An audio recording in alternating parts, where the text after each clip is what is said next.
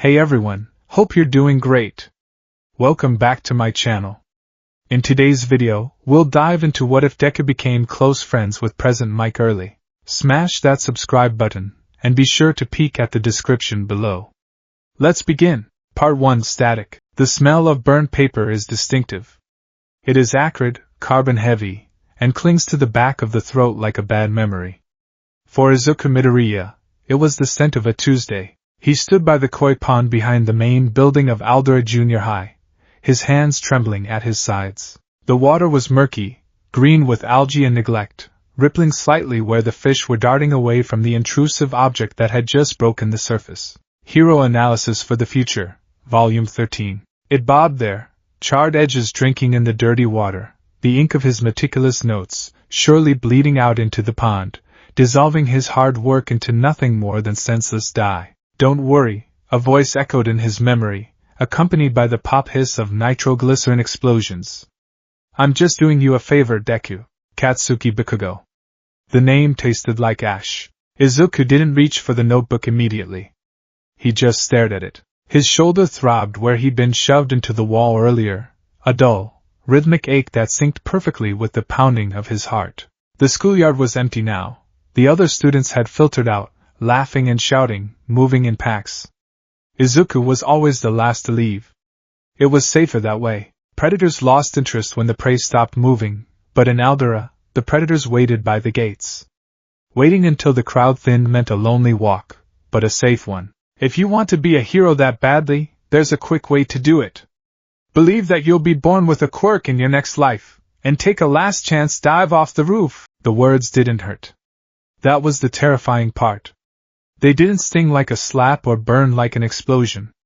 They settled in his chest, heavy and cold, like a stone dropped into a well. They felt logical. Logic was Izuku's coping mechanism. He analyzed things. He broke the world down into variables, constants, and equations because if you could understand how something worked, it couldn't hurt you as much. But today, the logic was turning inward. Variable A, Izuku Midoriya is quirkless. Variable B, society values worth based on quirks. Conclusion, Izuku Midoriya has no worth. Stupid, Izuku whispered, his voice cracking. Stupid Kaken. He stepped into the shallow edge of the pond. The cold water seeped instantly into his red sneakers, soaking his socks. He fished the notebook out. It was sodden, heavy, and smelled of smoke and fish food. He held it with two hands, water dripping down his Gakurin uniform, staining the dark fabric darker. He shouldn't have mumbled. He shouldn't have been writing. He should have just made himself smaller, quieter, invisible. That was the rule. That was the survival strategy. But you can't be a hero if you're invisible. He squeezed the notebook, wringing a stream of dirty water from its spine. It's not over yet, he told the fish. They didn't care. The walk home was a blur of gray concrete and noise.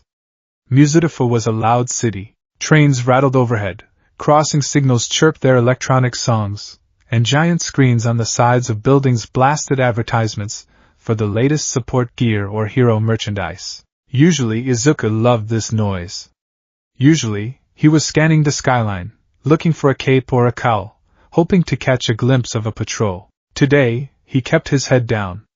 He watched his red shoes scuff against the pavement. He counted the cracks in the sidewalk. 1, 2, 3, 4. If he didn't look up, he wouldn't see the way people looked at him, or rather, the way they looked through him. If he didn't look up, he wouldn't see the heroes on the billboards who would never, ever let him join their ranks. By the time he reached the apartment complex, the sun was dipping below the horizon, painting the sky in bruises of purple and orange. He stopped at the bottom of the stairs, taking a deep breath. He slapped his cheeks lightly. Smile. Don't let Mom worry. He practiced the expression in the reflection of the glass door. It looked brittle, a little too wide, the eyes not quite matching the curve of the mouth. It would have to do. I'm home. He called out as he opened the door, toeing off his wet shoes and quickly hiding them in the cabinet before his mother could see the damp spots. Izuku? Inko Midoriya bustled out of the kitchen. She looked tired. She always looked a little tired these days, her worry lines deepening every time he came home with a new bruise he tried to explain away as clumsiness. You're late, sweetie. Was there a hero fight? Yeah, Izuku lied. The lie came easily, a practiced defense mechanism. Kamui Woods. It was a big one. I lost track of time taking notes. Inko's face softened, relief washing over her features. She wanted to believe him. She needed to believe that his delays were due to his passion, not his victimization. Well, wash up. I made katsudon. Dinner was a quiet affair. Inko talked about her shift at the hospital, about a patient with a minor telekinesis quirk who kept floating the magazines in the waiting room. Izuku nodded, hummed in the right places, and ate mechanically. The savory pork and egg, usually his favorite, tasted like cardboard. Izuku? He looked up. Inko had stopped eating. Her chopsticks were resting on her bowl. She was looking at him with that expression, the one that shattered his heart every time. It was the look from the doctor's office 10 years ago. I'm sorry, Izuku. I'm so sorry. Is everything okay at school? She asked softly. The suicide baiting echoed in his ears. Take a last chance dive. It's fine, Mom, Izuku said, beaming his fake smile. Just, tests coming up. You know how I get about math. Inko hesitated. She looked at his uniform, which he had rushed to change out of, and then at his face, searching for a lie. But she was too kind, too gentle to press the wound. She sighed.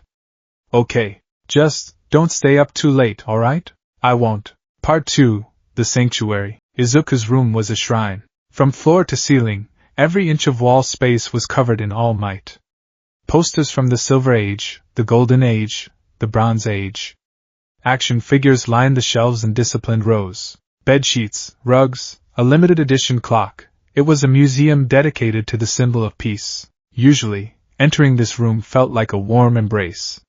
It was a reminder of what he was striving for.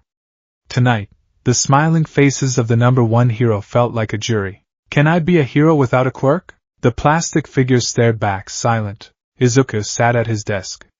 He pulled the damp notebook from his bag and set it on a towel. He tried to peel the pages apart, but they were fused together by the water and the heat of Bakugo's explosion. His notes on Empty Lady's gigantification efficiency were gone. His sketches of Kamui Wood's lacquer chain prison were a smeared mess. He put his head in his hands. The silence of the room was suffocating. He needed noise. He needed something to drown out the loop of Bakugo's voice in his head. He reached out and clicked on the radio sitting on the corner of his desk. It was an old setup, a ham radio hybrid he'd bought at a junk shop and fixed up himself. Izuku was good with his hands, good with tech. If he couldn't have power in his body, he would have power in his tools. He adjusted the dial, the needle sweeping past the static of local pop stations and news channels. BZZT, static, hiss. And then, a voice cut through the white noise like a sonic boom. Yeah! Good evening, listeners. Are you ready to rock? Izuku let out a breath he didn't know he was holding. He turned the volume down low, so Inko wouldn't hear through the thin walls, and leaned his forehead against the cool plastic of the speaker. Put Your Hands Up Radio. Hosted by the voice hero, Present Mike. It was Friday night. Or rather, Saturday morning. 1 a.m. The time when the world was asleep, and only the insomniacs, the shift workers, and the lonely were awake. This is your host, Present Mike, broadcasting live from the heart of Tokyo. We've got the jams to keep you moving, the news to keep you grooving, and the vibes to keep you alive. How is everyone feeling tonight? I'm feeling loud. The energy was infectious. It was artificial, sure. Izuku knew Mike was a persona, a performance, but it was a consistent one. Present Mike was never sad. He was never mean.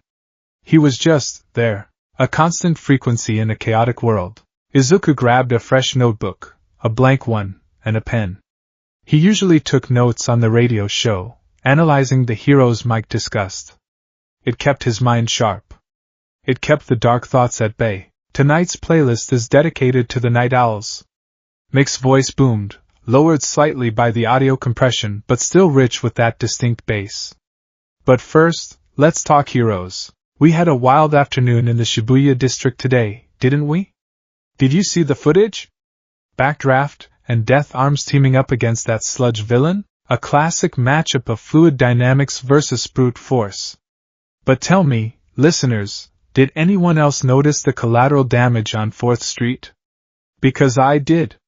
And it's got me thinking. Izuku blinked. He hadn't seen the footage. He had been too busy being shoved into a locker during lunch. He pulled his laptop open, typing furiously with one hand while listening to the radio with the other ear. He found a news clip of the fight. He watched it once. Twice. We're opening the lines, Mike announced, the background music shifting to a funky jazz loop. I want to hear your hot takes. Who was the MVP? Did Death Arms punch too hard? Did Backdraft spray too much? Call me at 555 Hero. Let's talk shop. Izuku stared at the screen. The fight was messy. Death Arms had punched the villain, but the sludge body just absorbed the impact. Backdraft had tried to wash him away, but the water pressure had actually blasted debris into the storefronts behind the villain. It was uncoordinated. They had treated the villain like a solid object when he was a non-Newtonian fluid. They approached it all wrong, Izuku thought. If Death Arms had created a wind pressure shockwave instead of a direct impact, he could have scattered the sludge, and Backdraft could have used a mist spray to increase the viscosity. He looked at the phone sitting next to his radio. He never called. He was a listener. A watcher. Deku, take a last chance dive. The room felt small. The walls covered in All Might felt like they were closing in. He needed to speak to someone. Anyone. Even if it was just a voice in a box. He needed to prove he existed. His hand moved before his brain could stop it. He dialed the number. Line busy. He should stop. He should go to sleep. He hit redial. Line busy. Just once, he whispered. Just once. He hit redial again. Ring. Ring. Izuku froze. His breath hitched. He panicked and moved to hang up, but then, you've got the voice, Hero. You're on line 3. What's your name, listener, and where are you calling from? The voice wasn't coming from the radio speaker. It was coming from the phone pressed against his ear. There was no delay. It was immediate. It was real. Part 3, the frequency. I. Izuku stammered. His throat closed up. Terror, cold and sharp, pierced through his chest. Why had he done this? He couldn't talk to people. He couldn't even talk to his classmates without stuttering. Don't be shy, listener. Mick's voice was patient, despite the high volume. You're live on air. Or, well, you will be in 10 seconds once I put you through the mixer. Give me a handle. A nickname, Deku, Izuku blurted out. It was the only name he was used to hearing. Deku? Like. I can do it? Mike asked, misinterpreting the kanji reading. I dig it. Very motivational. Alright, Deku from, where are we? Muzutafu, Izuku squeaked. Muzutafu. Home of the brave. Alright, Deku, you're on the air in 3, 2, 1. A click, and then Izuku heard his own breathing echo slightly in his radio speaker. He quickly turned the volume knob on the radio all the way down to avoid feedback, pressing the phone harder to his ear. We've got Deku on the line, Mike announced to the whole of Japan. Talk to me, Deku. What did you think of the Shibuya showdown? Team Death Arms or Team Backdraft? Izuku opened his mouth. His mind went blank. The silence stretched out, 1 second, 2 seconds. In radio time, that was an eternity. Dead air. The cardinal sin of broadcasting. Say something. Don't be useless. Don't be a waste of space. Neither, Izuku whispered. Oh? Mike sounded intrigued. Controversial. I like it. Break it down for me. Why neither? Izuku looked at the frozen video on his laptop screen. He closed his eyes. When he closed his eyes, the anxiety faded, replaced by the comforting grid of analysis. The matchup was bad, Izuku said, his voice gaining a tiny fraction of strength. The villain was a sludge-type mutation. High viscosity, likely immune to blunt force trauma. Death Arms, he kept trying to punch the core. But every time he punched, the villain just redistributed his mass around the fist. It was wasted energy. Go on, Mike prompted. He wasn't interrupting. He was listening. And Backdraft, Izuku continued, picking up speed.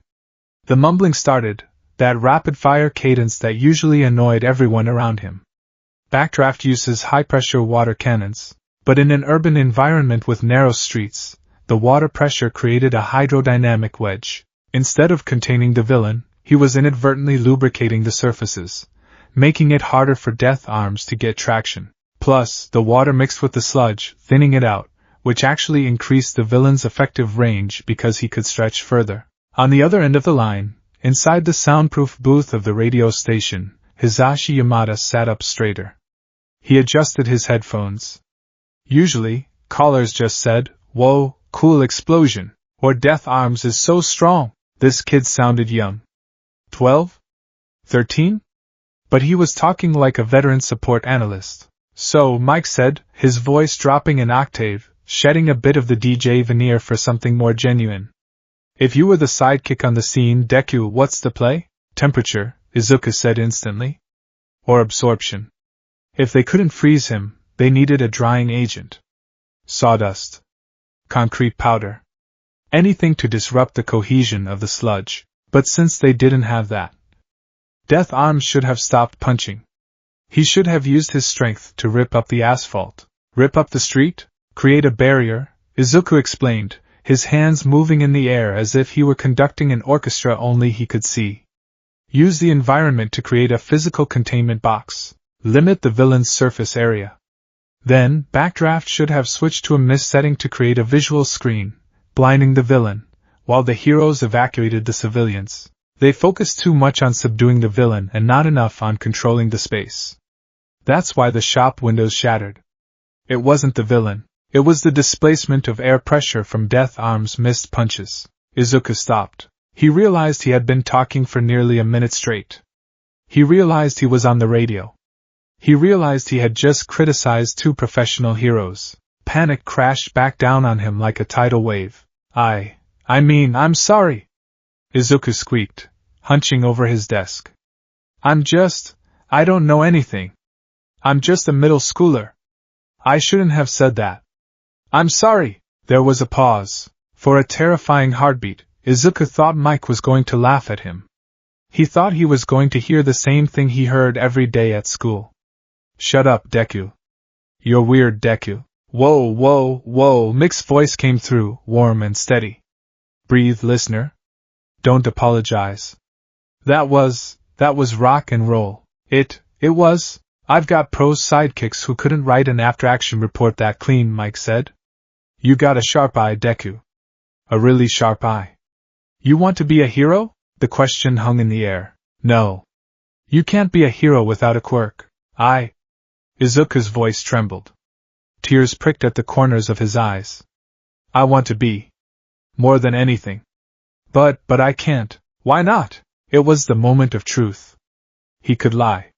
He could say he had a weak quirk. He could hang up. But it was 1:15 a.m. The darkness of the room felt like a confessional. And present Mike sounded so kind. "I'm quirkless," Izuku whispered. The word was barely a breath. The silence on the line was heavy. Izuku braced himself for the pity.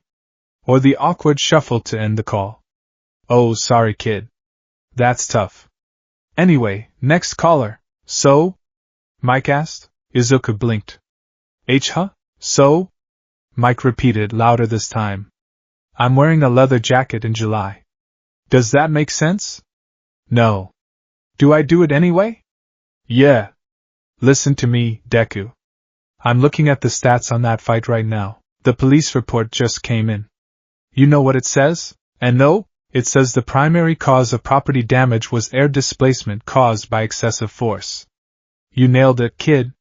You saw what two pros missed." Izuku's grip on the phone tightened. "Quirks are just tools," Mike said, his voice softening into a register that felt incredibly intimate, like he was sitting right there in the room. "Like a microphone. If you don't have anything to say, the microphone is useless. But you've got a voice, listener. You've got a brain. And in this business, brains beat brawn 9 times out of 10. But," Izuku sniffled, wiping his eyes with his sleeve. "But everyone says." "I can't hear everyone right now," Mike interrupted firmly. "I can only hear you. And you sound like someone who knows how to save people. Don't let the static drown you out, Deku. You hear me? You turn up your gain and you scream over them. A sob escaped Izuku's throat. A real, ugly, wrenching sob. He clamped his hand over his mouth, terrified of making noise, but the tears flowed freely, hot and fast. Hey, Mike said gently. You still there? Why yeah, Izuku choked out. Thank you? Thank you so much. Stick around on the line, Mike said, his business voice returning, though the warmth remained. I'm going to put you fast-track to the producer. Leave your address. I've got some limited edition station merch with your name on it. Call it a consultation fee for the analysis. I couldn't. I'm the DJ. I make the rules. Don't hang up. The line clicked, and the hold music started. It was a soft, acoustic guitar track. Izuku sat there in the dark, the phone pressed to his ear, listening to the music. He was crying, but for the first time in years, the tears didn't feel like despair. They felt like relief. Someone had heard him. Part 4. The Man Behind the Mic. Hisashi Yamada took his headphones off and rubbed his temples. The on-air light clicked off as the station cut to a block of commercials. Show, Hisashi said, swiveling his chair around. In the corner of the booth, a yellow sleeping bag stirred. A messy head of black hair emerged, followed by the tired, bloodshot eyes of Shota Aizawa, Eraserhead. He had been napping there since patrolling ended an hour ago, waiting for Hisashi to finish his shift so they could grab breakfast. What? Aizawa grunted. Did you hear that, kid? Aizawa sat up slowly, unzipping the sleeping bag. I was asleep. But I heard you go soft. You usually cut collars off after 30 seconds. He was quirkless, Hisashi said. He picked up his pen and tapped it rhythmically against the console. And he dissected the Shibuya incident better than the rookie analysts at the agency. Aizawa raised an eyebrow. Quirkless? Yeah. Sounded terrified. Like he expected me to bite his head off just for existing. Hisashi frowned. He knew that tone. He worked with kids enough to recognize the specific frequency of a beaten-down spirit. It pissed him off. He analyzed the fluid dynamics of the villain and the collateral damage vectors. In real time. Sounds logical, Aizawa muttered, standing up and stretching his back. Rare trait these days. Most kids just want to smash things. I'm sending him a care package, Hisashi said, grabbing a sticky note where the producer had scribbled the info. Midoriya Izuku. Musudafu. Maybe throw in that English textbook I've been working on. Kid sounded smart, but he mumbled. Needs diction practice. Aizawa sighed. You're adopting a stray. Again. I am not adopting him. Hisashi protested, spinning back to the console as the commercial break timer ticked down, 0:15. I'm just boosting the signal. Kid needs a win. If he's quirkless and that smart, society is probably eating him alive. Logic follows, Aizawa agreed. He walked over and leaned against the doorframe. Just don't get too attached. Radio waves don't replace real training. Get out of my booth, you gloom cloud, Hisashi grinned, jamming his headphones back on. I've got a show to finish. He flipped the switch. The on-air light blazed red. And we are back. President Mike screamed into the microphone, his voice amplified by his quirk just enough to rattle the glass. That was a heavy segment, listeners. But we keep moving. We keep spinning. This next track goes out to a new friend in Musudafu. Keep your head up, listener. This is Titanium, Part 5, the morning after. Izuku didn't sleep well, but he woke up differently. The sun was streaming through his window, illuminating the dust motes dancing in the air. He looked at his desk. The burnt notebook was still there, a ruin of paper and ink, but next to it was the fresh notebook. On the first page, in shaky but determined handwriting, he had written, Analysis of Sludge Villain Incident, Revised. Notes from PM Call. He ran his fingers over the words. It had really happened. He hadn't dreamt it. He got dressed for school. The knot in his stomach was still there. The fear of Bakugo, the fear of the teachers, the fear of the loneliness. That hadn't magically vanished. But as he looked in the mirror, tying his tie, he remembered Mick's voice. You've got a voice, listener. You've got a brain. I have a voice, Izuku whispered to his reflection. It sounded weak. He cleared his throat. He stood up a little straighter. I have a voice, he said again. Louder. It wasn't a roar. It wasn't a scream. But it was there. He walked out into the kitchen. Inko was making breakfast, flipping eggs. She looked up, her eyes scanning him for signs of distress, as she always did. Good morning, Izuku, she said tentatively. Morning, Mom, Izuku said. He sat down and picked up his chopsticks. He looked at the food. He looked at his mother. Mom? Yes, sweetie? I think I want to take some extra English classes, he said. Or maybe, public speaking? Inko blinked, surprised. She put the spatula down. Public speaking? I thought, well, you've always been so shy. I know, Izuku said. He looked down at his hand. He clenched it into a fist. But someone told me that if I want to be heard, I have to learn how to scream. Inko's eyes widened. She didn't understand, not really. But she saw something in her son's face that hadn't been there yesterday. A spark. A tiny, fragile ember in the ashes. She smiled, a genuine, watery smile. Okay, Izuku. We can look into that. I'll help you. Thanks, Mom. Izuku ate his breakfast. It tasted like eggs and toast. It tasted good. Later, walking to school, he saw Bakugo and his lackeys up ahead near the gates. His instinct was to freeze, to shrink, to turn around and find a back entrance. His heart hammered against his ribs like a trapped bird. Static, he told himself. It's just static. He reached into his pocket and touched the small, cheap pair of earbuds he used for the radio. He wasn't wearing them, but just feeling the plastic grounded him. He kept walking. He didn't look up, but he didn't slouch as much as usual. He walked past the group. Oi, Deku! Bakugo barked, sensing the movement. Ignoring me, you pebble? Izuku flinched. He couldn't help it. The conditioning ran deep. But he didn't stop. He kept his feet moving. Left, right. I'm talking to you.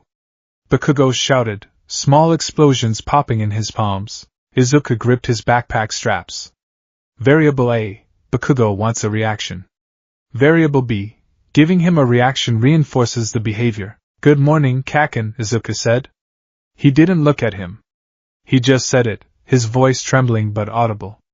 And he kept walking. He walked right through the gate and into the building. Behind him, Bakugo stood in stunned silence for a solid 3 seconds before kicking a trash can in frustration. Ha! Don't look down on me. But Izuku was already inside. He made it to his shoe locker. He leaned against the metal, exhaling a long, shaky breath.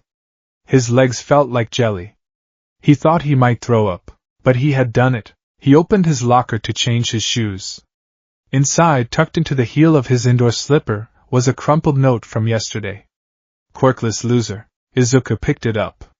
He looked at it. Usually, he would uncrumple it, read it, and let it ruin his morning. Today, he thought about fluid dynamics. He thought about air displacement. He thought about leather jackets in July. He tossed the note into the bin next to the lockers without reading it. Just static, he murmured. Part 6, the letter. 3 days later, a package arrived at the Midoriya household. It was a flashy envelope, decorated with stickers of speakers and lightning bolts.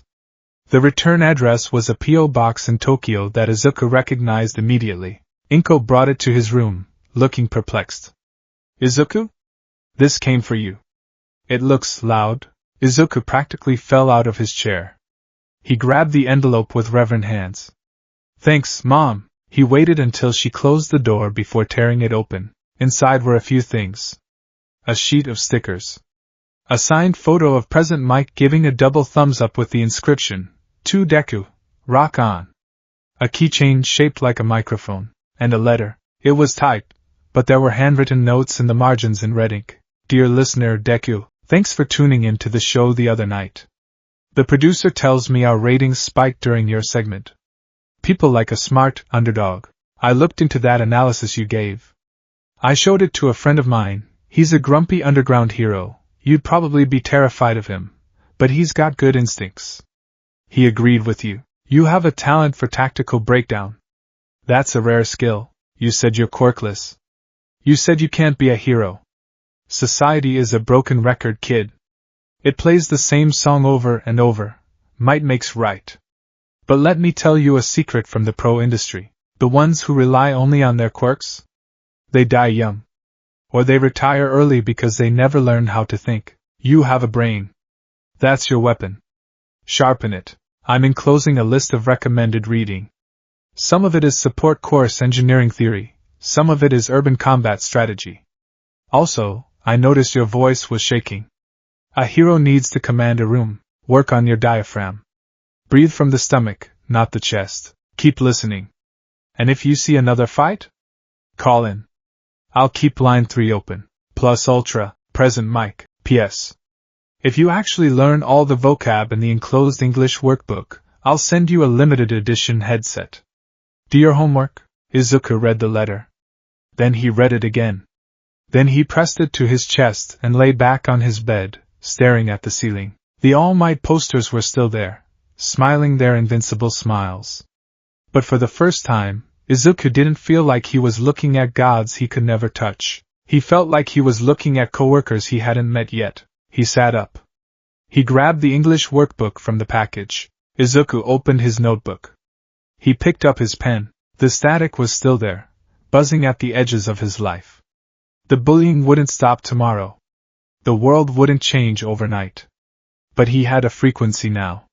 He had a channel, and Izuku Midoriya was ready to broadcast. Part 1, The Paper Trail. Time is often measured in seconds, minutes, and hours. For Izuku Midoriya, the last 10 months were measured in postage stamps and the thickness of notebook paper. The seasons had changed outside his window. The cherry blossoms of spring had rotted into the wet mulch of the rainy season, which had then baked into the cracked asphalt of a scorching summer, finally cooling into the crisp, rusted colors of autumn. Inside Aldera Junior High, nothing changed. The ecosystem remained stagnant. The strong preyed on the weak.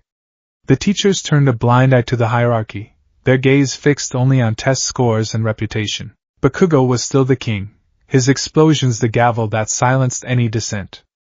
Izuku was still the pebble on the side of the road, but in the sanctuary of his bedroom, under the cover of night, Izuku was building a new world. It started with that first package, the English workbook and the station merch. Izuku had devoured the workbook in 2 weeks. He sent it back, filled with red ink corrections and questions about syntax that were far too advanced for a middle schooler. A week later, another package arrived. Advanced English composition for media, and a letter. Listener, you crushed that conjugation section. But your passive voice is killing me. Heroes don't let things happen, they make things happen. Rewrite your essay on All Might's debut. Make it active.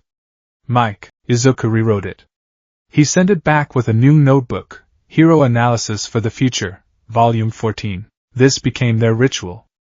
A call and response performed through the Japan Post Service. Izuku would send detailed breakdowns of recent villain fights, critiques of support gear efficiency, and essays on hero ethics. In return, Mike sent English assignments, American comic books, to learn colloquial slang, and cryptic advice scrawled on the back of radio station invoices. Musudafa felt smaller now.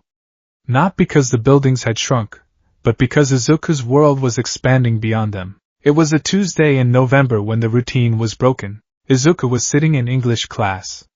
The teacher, a bored man named Mr. Sato, was droning on about the difference between L and R pronunciations. Midoriya, Sato called out, expecting the usual stuttering mess.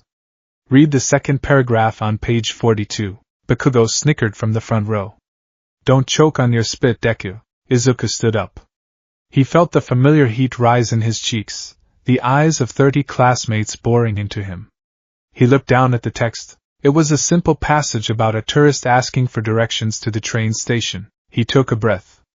Not a shallow chest breath, but a deep one, expanding his diaphragm just as the diagrams and mixed letters had shown him. Excuse me, sir, Izuku read aloud. His voice was steady. His pronunciation was crisp, the vowels rounded, the consonants hitting with a percussive clarity that sounded nothing like a Japanese middle schooler, and everything like a native speaker from California. Could you please direct me to the nearest subway station? I seem to have lost my map. Silence. Complete, baffled silence. Mr. Sato blinked, his chalk hovering halfway to the blackboard. The class stared. Even Bakugo turned around, his red eyes narrowed in suspicion, looking at Izuku as if he had just sprouted a second head. That was very good, Midoriya, Mr. Sato stammered, adjusting his glasses. Surprisingly adequate. Sit down. Izuku sat. His heart was hammering against his ribs, but he kept his face neutral. He looked at his hands. They weren't trembling. Under his desk, he traced the spine of the letter he had received yesterday. It wasn't a workbook this time. It was a heavy, cream-colored envelope with a gold seal. Invitation, Put Your Hands Up Radio, Golden Listener Tour. It was a raffle, the letter claimed. A random selection from the registered fan club members. But Izuku knew statistics. He knew the odds of winning a nationwide radio contest were astronomical. And he knew that the return address didn't say Contest Department. It said H. Yamada, Studio B. He wasn't just a listener anymore. He was being summoned. Part 2, The Commute. You have your train pass? Your student ID? Pepper spray? Inko Midoriya was a whirlwind of anxiety, fluttering around Izuku as he tied his red sneakers in the Genken. She smoothed his collar, checked his backpack zipper, and handed him a bento box wrapped in an all-might handkerchief. Mom, I'm just going to Tokyo. It's only 40 minutes by train, Izuku said, trying to sound more confident than he felt. Tokyo is big, Izuku. It's loud. And villains attack the Yamanote line all the time. I saw it on the news. Inko fretted, wringing her hands. Are you sure you don't want me to come? I can call in sick. I have to do this myself, Izuku said gently. He stood up and took her hands. It's part of the prize. A solo tour. That was a lie. The invitation had said +1 allowed. But Izuku couldn't bring his mother. If he did, she might meet Present Mike. And if she met Present Mike, she might ask why a pro hero was sending her son English homework and tactical combat manuals. She might realize her son was still chasing a dream she had cried over 10 years ago. He couldn't break her heart again. Not until he had something real to show her. Okay, Inko sighed, hugging him tightly. She smelled of laundry detergent and worry. Be safe. Call me when you get there. Call me if you get lost. Call me if... I'll call, Izuku promised. Stepping out of the apartment was like stepping out of an airlock. The autumn air was biting, nipping at his nose. He adjusted his scarf and marched toward the station. The train ride was a blur of sensory overload. Izuku clutched his backpack to his chest, staring out the window as the suburban sprawl of Muzurifu gave way to the dense, vertical concrete jungle of Tokyo. The buildings grew taller, the crowds denser, the advertisements brighter. He checked the invitation for the 50th time. Roppongi Hills Mori Tower. 33rd floor. He was going to the heart of the media district. When he stepped off the train at Roppongi, the noise hit him like a physical blow. It wasn't the rhythmic, industrial noise of Muzurifu. It was a chaotic symphony of millions of lives intersecting. Giant screens blasted music videos. Tourists shouted in a dozen languages. Heroes patrolled overhead. He saw the streak of a cape that might have been Best Jeanist. Izuku navigated the streets using the map app on his phone, muttering directions to himself. Left at the crossing, straight past the support gear store, looking for the glass tower. He found it. The Mori Tower pierced the sky, a monolith of steel and glass reflecting the afternoon sun. It looked impenetrable. It looked like a fortress where gods lived. Izuku stood at the base, craning his neck back until it hurt. He felt very small. He felt like Deku. Turn up the gain, Mick's voice echoed in his memory. Hesitation is dead air. He took a breath, gripped his backpack straps, and walked through the revolving doors. Part 3, The Reception. The lobby was sleek, smelling of expensive coffee and ozone. Security guards with minor mutation quirks stood by the elevators. Izuku approached the reception desk, where a woman with hair made of fiber-optic cables was typing furiously. Excuse me? Izuku squeaked. She didn't look up. Deliveries in the back. Fan mail in the bin by the door. No autographs. I have an appointment, Izuku said, reaching into his bag. He pulled out the gold envelope. With Mr. Yamada? The woman stopped typing. She looked at the envelope, then at Izuku. Her eyes, glowing softly, widened. "Oh," she said.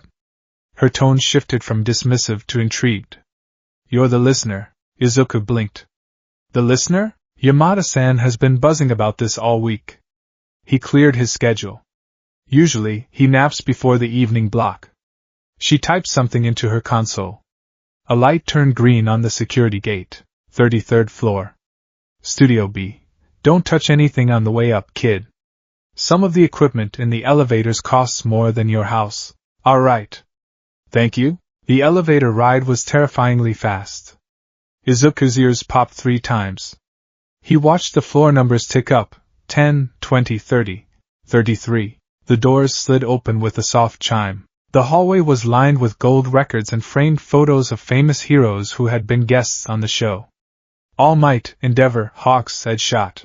And in the center of every photo, grinning like a maniac, was present Mike. The sound of muffled music thumped through the walls, a heavy bass line that vibrated in the floorboards. Izuku walked down the hall, his footsteps silent on the plush carpet. He found a door marked on air "Do Not Enter."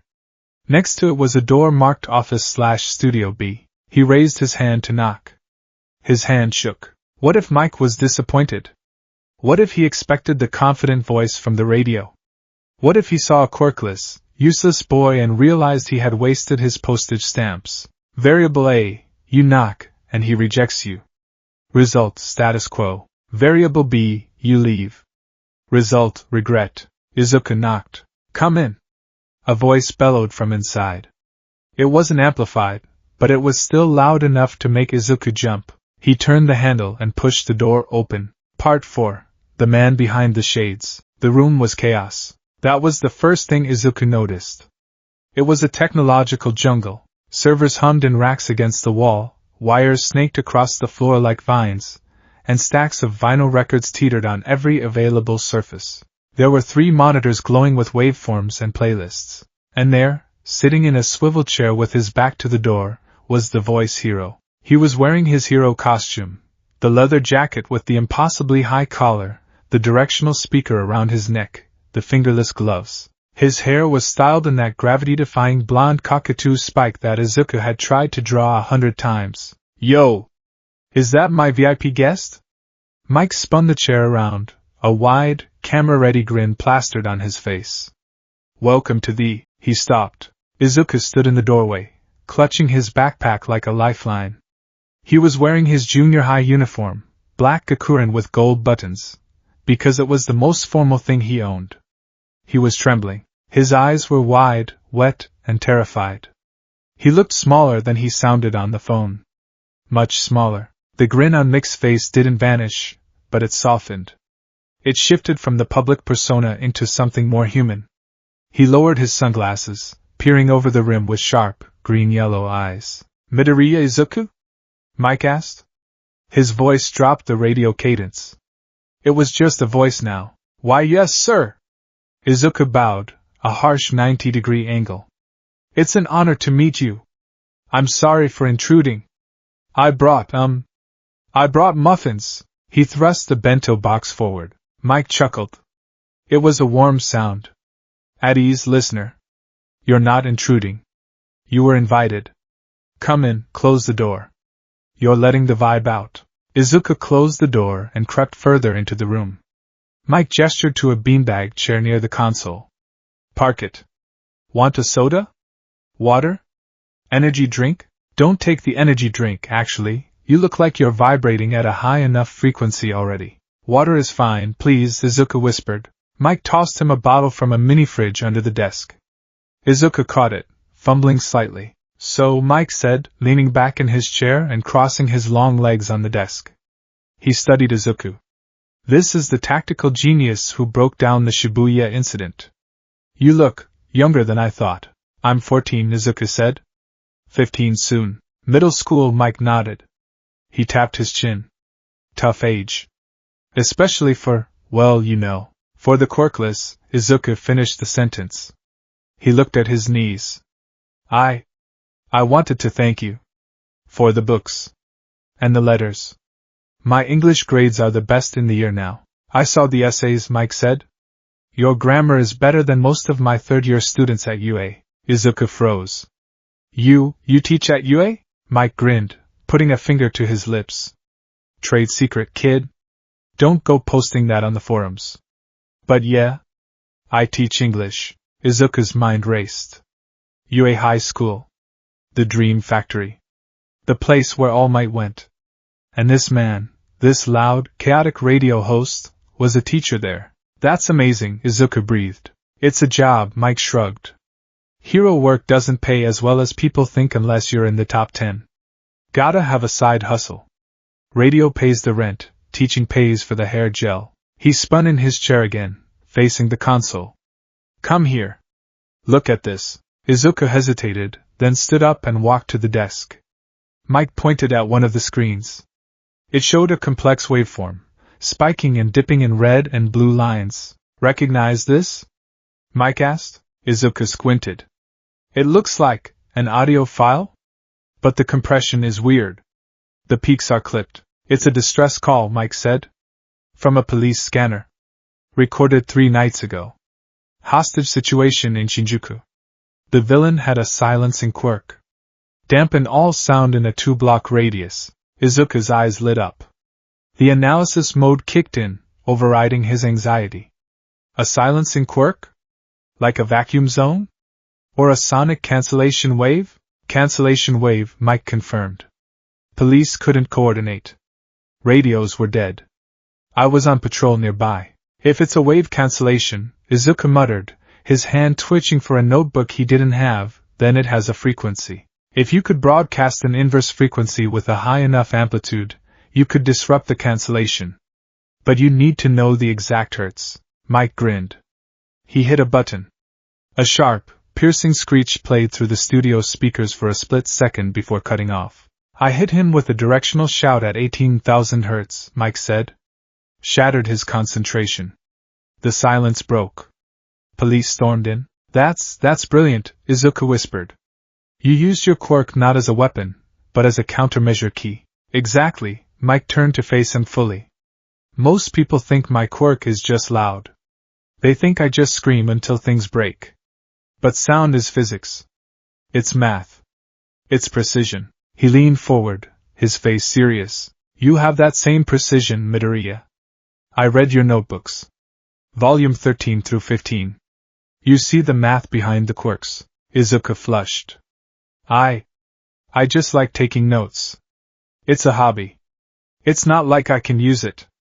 I'm just a fanboy. Is that what you think? Mike asked softly. Just a fanboy? I can't be a hero, Izuku said. The words tasted like ash, the same as always. I don't have power. I can't punch a villain through a wall. I can't fly. I can't save anyone, Mike sighed. He reached up and did something that shocked Izuku. He took off his glasses. Without the orange shades, Hisashi Yamada looked tired. There were dark circles under his eyes. There were fine lines of stress. He looked human. Then, he reached behind his ears. He pulled out 2 small, sleek devices, hearing aids. He placed them on the desk between them. I was born with a voice that could crack concrete, Hisashi said, his voice sounding slightly different now, a little flatter, lacking the auto-tuned perfection of his radio persona. My first cry in the hospital blew out the windows of the maternity ward. It also ruptured my own eardrums. Izuku stared at the hearing aids. He looked at the pro-hero. I've been partially deaf since birth, Hisashi continued. Without these, the world is underwater. I hear mumbles. I hear bass, but no treble. I didn't know, Izuku whispered. Not many people do. It's not on my agency bio, Hisashi said. He tapped the devices. These are support gear. Essential support gear. If a villain knocks these out during a fight, I'm compromised. I lose my spatial awareness. I lose my balance. He looked Izuku dead in the eye. By your logic, I shouldn't be a hero. I have a physical disability. I rely on technology to function. I have a weakness. No! Izuku exclaimed, forgetting himself. No, that's different. You're present, Mike. You're amazing. You save people all the time. Your hearing doesn't make you weak, it just means you have to adapt. It doesn't invalidate your. He stopped. Hisashi raised an eyebrow. A slow, knowing smile spread across his face. Say it, Hisashi urged. Finish the sentence. It doesn't invalidate your potential, Izuku whispered. So why does being quirkless invalidate yours? The question hung in the air, heavy and suffocating. Izuku opened his mouth to argue, to list all the reasons society had beaten into him. That quirks were power, that power was worth. But looking at the hearing aids, looking at the tired but kind eyes of the man in front of him, the arguments died in his throat. I can't give you a quirk, kid, Hisashi said. He put his glasses back on, sliding the mask back in place. He put the hearing aids back in. I can't make you shoot fire or lift a bus. If you want that, go talk to All Might. Izuku flinched at the name, but Hisashi stood up, towering over the desk. He spread his arms. If you want to learn how to use your voice? If you want to learn how to think faster than the bad guys? If you want to learn how to be a hero who saves people with information and tactics and sheer, unadulterated volume? He pointed a gloved finger at Izuku. Then I can teach you. I can make you loud. Izuku's vision blurred. The tears came, hot and fast, spilling over his freckles. He had wanted All Might to say you can be a hero, but All Might wasn't here. Present Mike was. And Present Mike wasn't offering a miracle. He was offering work. He was offering a path. Izuku sniffled, wiping his nose with his sleeve. I want to be loud. I can't hear you. Mike shouted, cupping his ear. I want to be loud. Izuku screamed.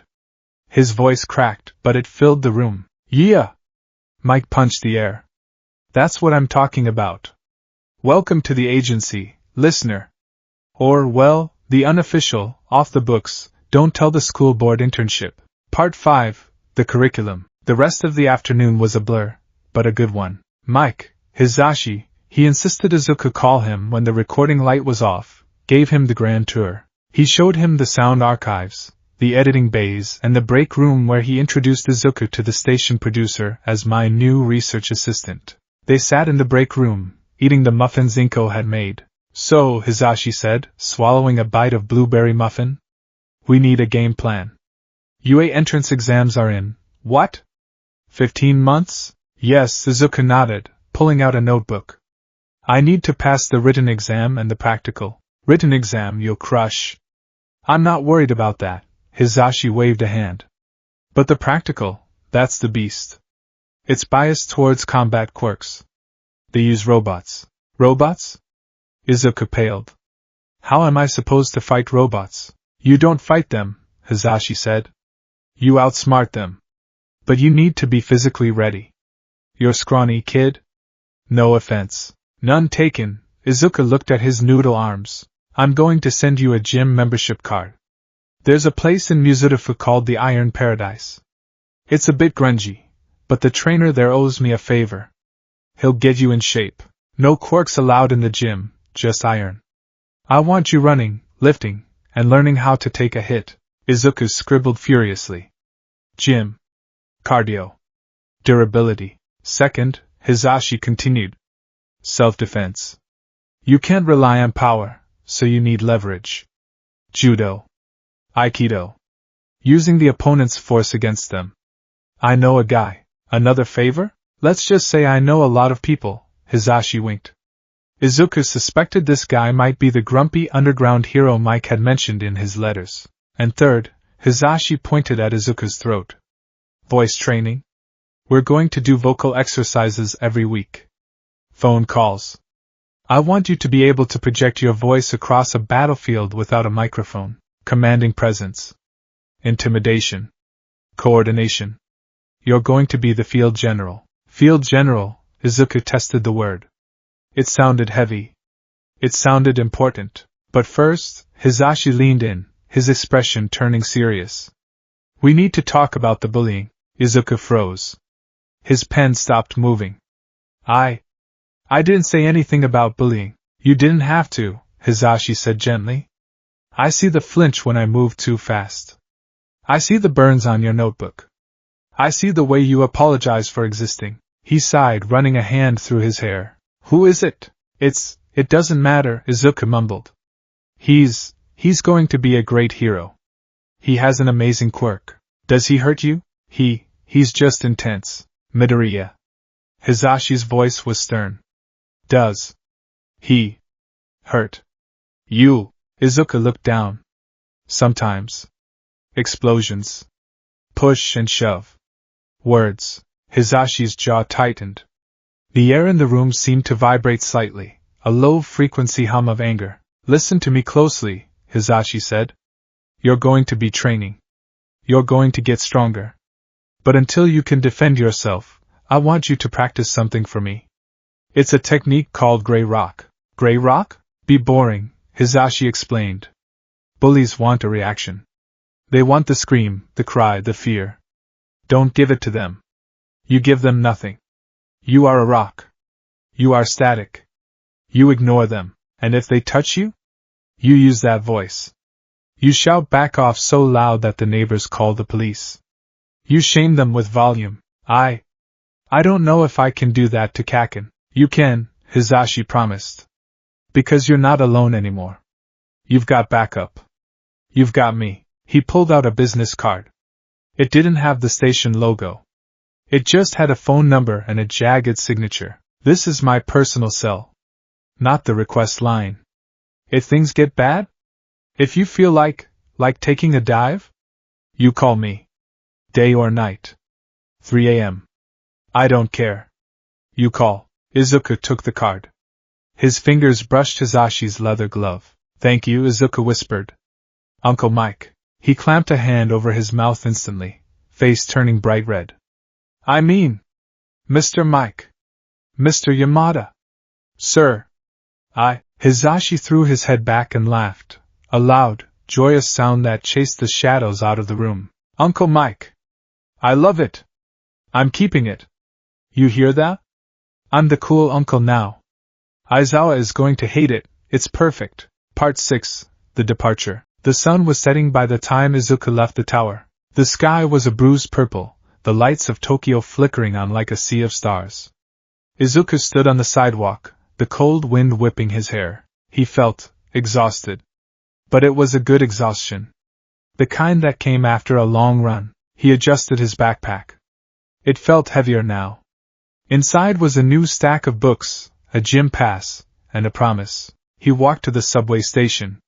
The crowds were still thick. A group of businessmen pushed past him, almost knocking him over. Usually Izuku would have apologized. He would have shrunk into himself. Today, he planted his feet. He stabilized his core. Watch your step, please, he said. It wasn't a shout. But it was projected.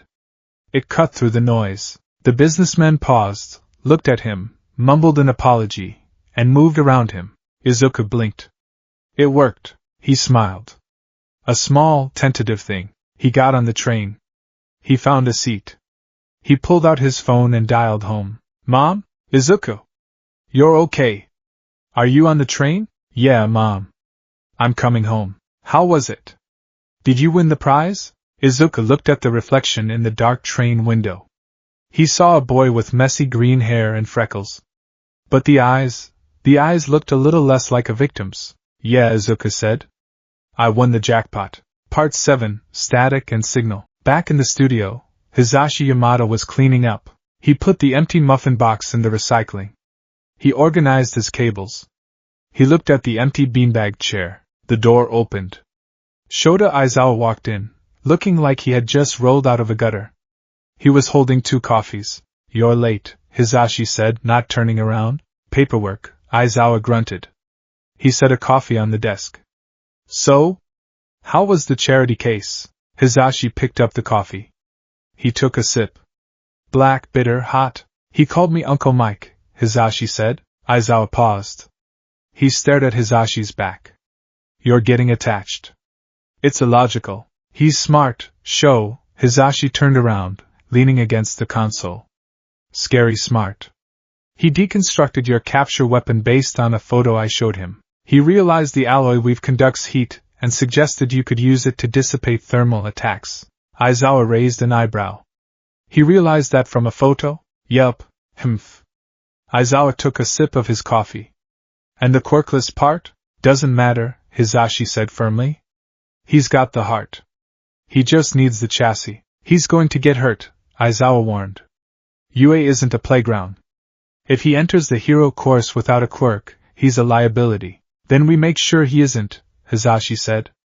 I'm sending him to Gunhead's gym. And I'm going to drag you along to teach him eventually.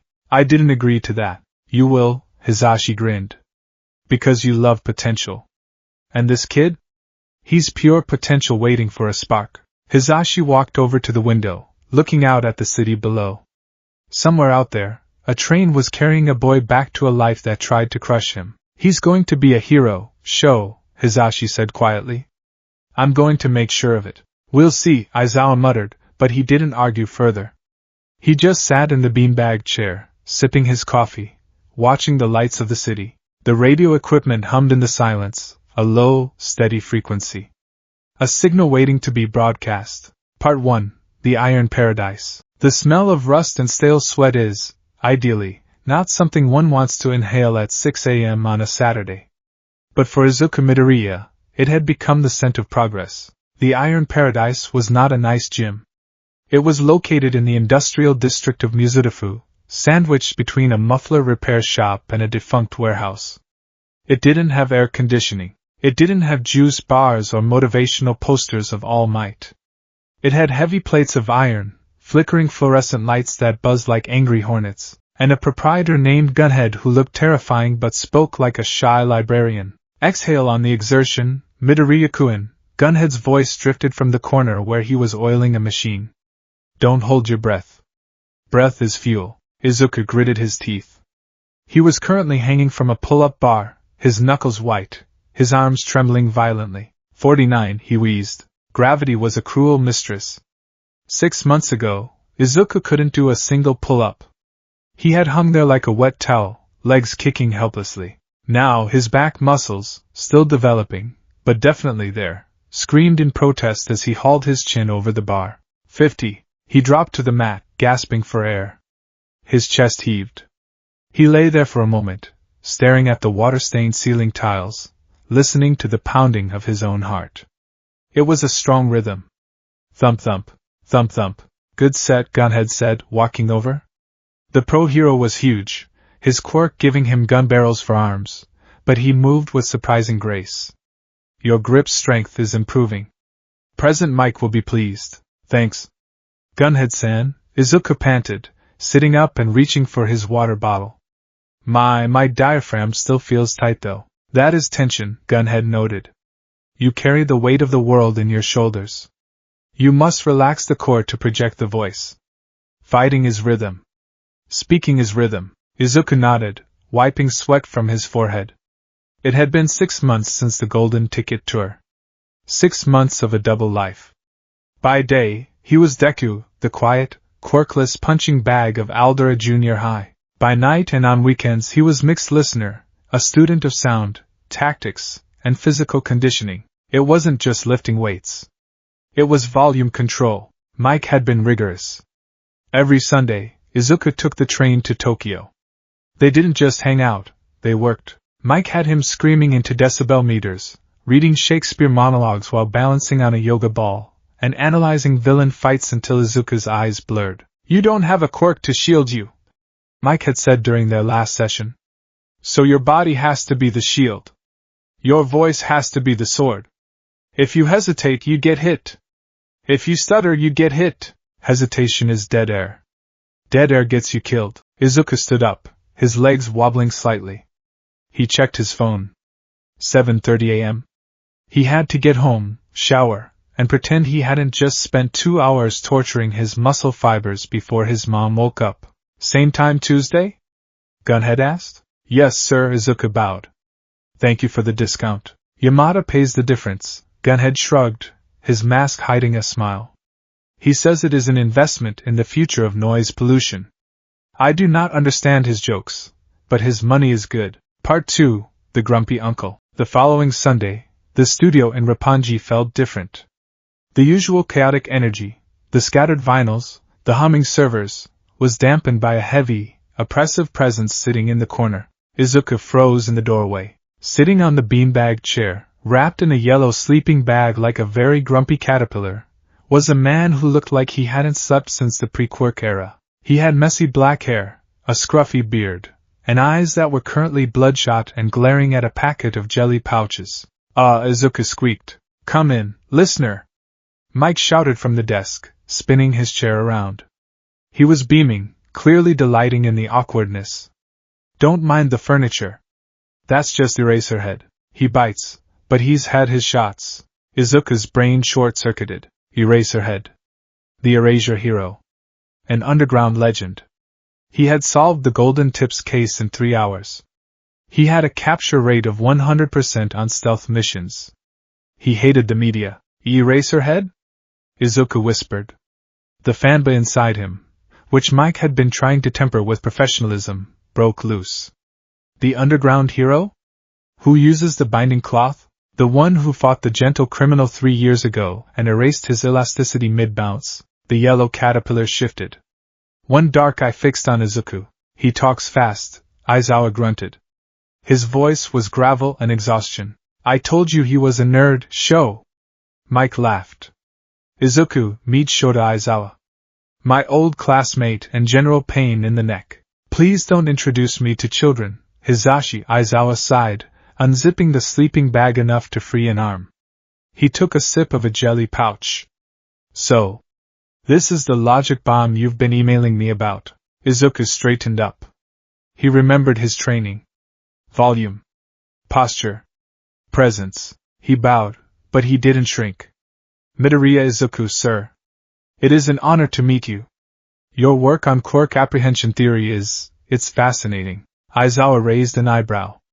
He stood up, shedding the sleeping bag. He was taller than Izuku expected, wearing his signature black jumpsuit and the gray capture scarf. "Fascinating?" Aizawa repeated flatly. "Most people call it boring. Or cruel." "It's efficient," Izuku said, finding his footing. "You don't fight the quirk, you fight the dependency. Most villains panic when their primary weapon is removed. You exploit the psychological gap between powerful and powerless." Aizawa stared at him. The room went quiet. Mike was grinning, watching the interaction like it was a spectator sport. "Humph," Aizawa grunted. He walked over to the window, looking out at the Tokyo skyline. "Hizashi says you want to be a hero. Says you're quirkless." "Yes, sir." "You know the statistics?" Aizawa asked, not turning around. "You know the mortality rate for heroes with physical enhancement quirks is 15%. For those with mental or emitter quirks, it's 22%. For a quirkless hero? There is no statistic. Because they don't exist. They die before they make the registry." It was brutal. It was cold. It was exactly the kind of logic Izuku used on himself at 3 a.m. "Sho, take it easy," Mike warned, his voice dropping. "No," Izuku interrupted. He stepped forward. His hands were clenched at his sides. "He's right. The odds are, they're impossible." Aizawa turned around, his expression unreadable. But Izuku continued, his voice rising, channeling the diaphragm breath. "If I don't try, the statistic stays 0. If I try and fail, at least I provided data. But I don't plan on failing. I plan on changing the variable." Aizawa narrowed his eyes. "Change the variable? How?" "Information," Izuku tapped his temple. "Most heroes react. They see a villain, they punch. If I can predict the villain, I don't need to punch. I just need to be in the right place to trip them." Aizawa stared at him for a long, uncomfortable minute. Then, his capture scarf seemed to writhe on its own, lifting slightly. "Hypothetical," Aizawa snapped. "Villain. Emitter type. Can liquefy the ground in a 10-meter radius. You are in an alleyway. No exit behind you. Hostage is 5 meters ahead. Villain is between you and the hostage. Go." Izuku didn't blink. The analysis grid overlaid his vision. "Is there fire escape access?" "No." "Support gear?" "Standard capture tape." "No distinct weapons." "The villain liquefies the ground," Izuku muttered, pacing slightly. "That means I lose footing. If I move, I sink. But if he liquefies the ground, he also liquefies the hostage's footing. The hostage sinks." So he can't liquefy the whole area if he wants the hostage alive or valuable. He has to leave an island. Aizawa said nothing. He'll create a path for himself, Izuku deduced. Or he hovers. If he hovers, I use the walls. Wall jump to close distance. If he walks on a solid path, I don't aim for him. I aim for the ceiling. Why the ceiling? Alleyways have AC units. Piping. Fire suppression. I throw the capture tape, weighted end, at the infrastructure above him. Pull it down. Debris creates solid islands in the liquid. Distraction. I use the noise to mask my approach. Tackle him into his own liquid trap. Aizawa's lips twitched. It wasn't a smile, but it was close. Sloppy, Aizawa said. You assumed there was debris heavy enough to create footing. But logical. You utilized the environment instead of engaging the quirk directly. He walked back to the beanbag and flopped down. He's not completely hopeless, Hizashi. Mike let out a whoop of victory. I told you. The kid's a processor. He's got a CPU in there. Aizawa closed his eyes. Don't get cocky, kid. Logic is fine in a classroom. In the field, fear kills logic. We'll see if you freeze when a real villain is trying to dissolve your face. I'll work on it, Izuku promised. You can call him Uncle Sho, Mike whispered loudly. Do not, Aizawa threatened from the floor. Or I will expel you before you even enroll. Part 3, The Bad Day. The calendar turned. April arrived. The cherry blossoms were blooming again, mocking Izuku with their cheerful pink petals. It was the day. The day the universe decided to test every lesson Izuku had learned. School was hell. The teacher had announced the high school preference forms. The class had erupted into jeers when Izuku's choice, UA High School, Hero Course, was read aloud. DKU. Bakugo's explosion on his desk was hotter than usual. The smell of burnt wood filled the classroom. Izuku didn't flinch as much as he used to. He used the gray rock method. He stared at his notebook. You think you can compete with me? Bakugo snarled, smoke curling from his palms. You're a pebble. A quirkless reject. You think playing radio pen pals makes you a hero? Izuku stiffened. How did he know? No, he didn't know. He was just mocking Izuku's habit of mumbling. I'm applying Kaken, Izuku said calmly. There's no rule against it. There's a rule of nature. Bakugo shouted. The day ended with the notebook in the koi pond. Again. History repeating itself. And then, the words that would haunt him for the rest of the afternoon. If you want to be a hero that badly, take a swan dive off the roof and pray for a quirk in your next life. Izuku stood by the pond, watching the fish nibble at his notes. Volume control, he told himself. Control the reaction. Don't let him see the frequency change. He retrieved the notebook. He walked home. He took the shortcut through the underpass. He should have been paying attention. Aizawa had warned him, situational awareness. But he was distracted, replaying Bakugo's suicide baiting in his head. The manhole cover rattled. A medium-sized skin suit. The sludge villain surged out of the sewers, a foul-smelling mass of sewage and malice. Izuku spun around, but he was too slow. The sludge hit him like a truck. It forced its way into his mouth, his nose. It burned. It tasted like rot. I can't breathe. Izuku clawed at the fluid. His fingers slipped. It was viscous, non-Newtonian. Don't punch, his brain screamed. Claw at the eyes. Find the solid bits. But he couldn't reach. The villain was too strong. Don't struggle, kid. It'll only hurt for 45 seconds. I'm going to die. The edges of his vision went black. The panic set in. Logic was failing. Fear was killing the logic. Uncle Mike. Mom. I'm sorry. Clang. The manhole cover flew into the air. Have no fear. For I am here. A gust of wind pressure blasted through the tunnel. The sludge scattered. Izuku hit the ground, gasping, coughing up fluid. He looked up through blurry eyes to see a towering figure, a mountain of muscle and American coloring. All Might. The rest was a blur. The autograph. The leap into the sky. The realization that he was clinging to the symbol of Peace's leg. And then, the rooftop. Part 4. The static of reality. The steam rose from All Might's body. The deflating sound, poof, was the sound of a god becoming a man. Izuku stood there, shivering in the wind, staring at the skeletal figure of Tashinori Yagi. The blood cough. The scar. The truth. And then, the question. The question Izuku had carried his entire life. The question he had asked Mike, but Mike had answered with a sideways work hard. He needed to hear it from the top. From the symbol. Can I be a hero, even without a quirk? The silence on the roof was heavy. It wasn't the comfortable silence of Mick's studio.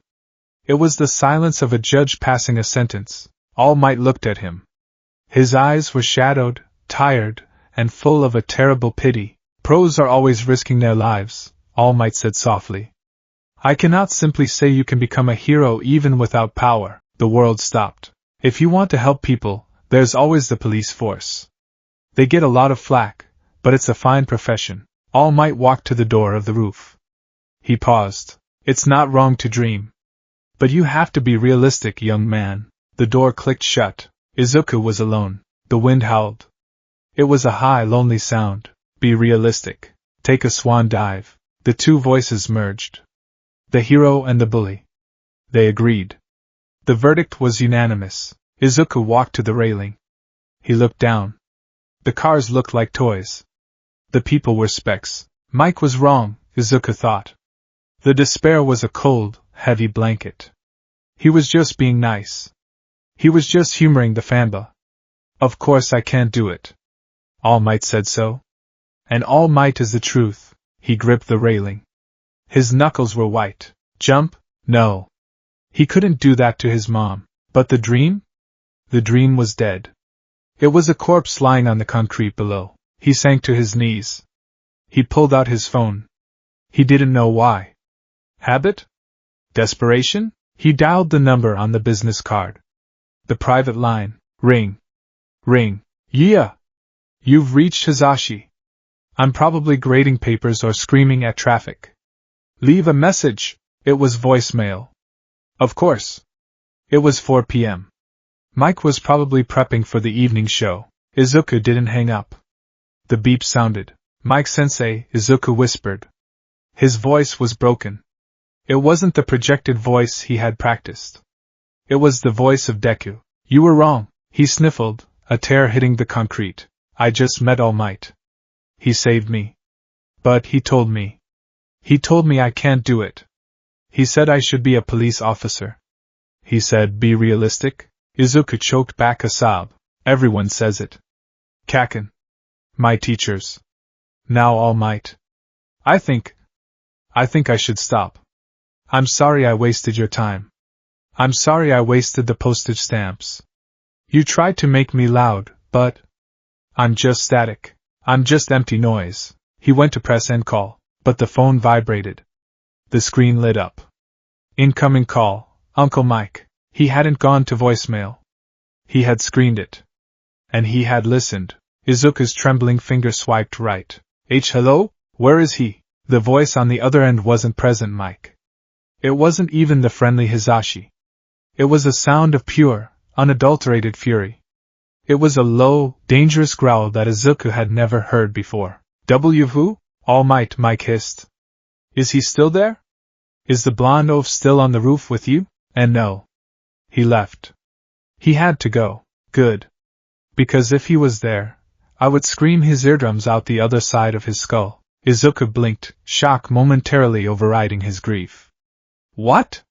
But he's All Might. He's the symbol of peace. He's a damn idiot is what he is. Mike shouted. Izuku could hear the sound of a chair being kicked over in the background. Listen to me, Izuku. Listen to my voice. Are you listening? Why yes. All Might is the strongest hero in the world. He punches weather. He smiles for cameras. But he is stuck in the golden age. He thinks power is the only currency. He's wrong, but he said, I don't care what he said. Mike interrupted, his voice dropping to a fierce, intense whisper. I care about what you did. You analyzed a villain's situation in 3 seconds last week. You learned English in a year. You dragged yourself to that gym every morning while All Might was sleeping in his ivory tower. You have put in the work. It doesn't matter without a quirk. Izuku cried into the phone. I'm defenseless. You are not defenseless. You have a brain. You have a heart. And you have me. Mike took a breath. Izuku could hear him calming himself down, forcing the rage into a focused beam. Izuku. Look at your feet. Izuku looked down at his red sneakers. Are you standing on the edge? I was near it. Step back. Step back right now. Izuku shuffled back from the railing. Good. Now. I want you to take a breath. Diaphragm. 4 count in. 4 count hold. 4 count out. Do it. Izuku obeyed. In. Hold. Out. The shaking in his hands lessened slightly. All Might saw a fan but without a quirk, Mike said firmly. I see a hero who hasn't bloomed yet. He doesn't know you, kid. He doesn't know the late nights. He doesn't know the notebooks. His opinion? It's just static. It's interference. You gonna let interference ruin your broadcast? I don't know. Then trust me, Mike said. Trust the frequency we built. You hang up this phone, you walk down those stairs, and you go home. And tomorrow, we train harder. We make him eat those words. We make him listen. An explosion ripped through the air in the distance. Izuku jumped. He looked toward the shopping district. A pillar of black smoke was rising into the sky. What was that? Mike asked sharply. Explosion, Izuku said, instinct kicking in.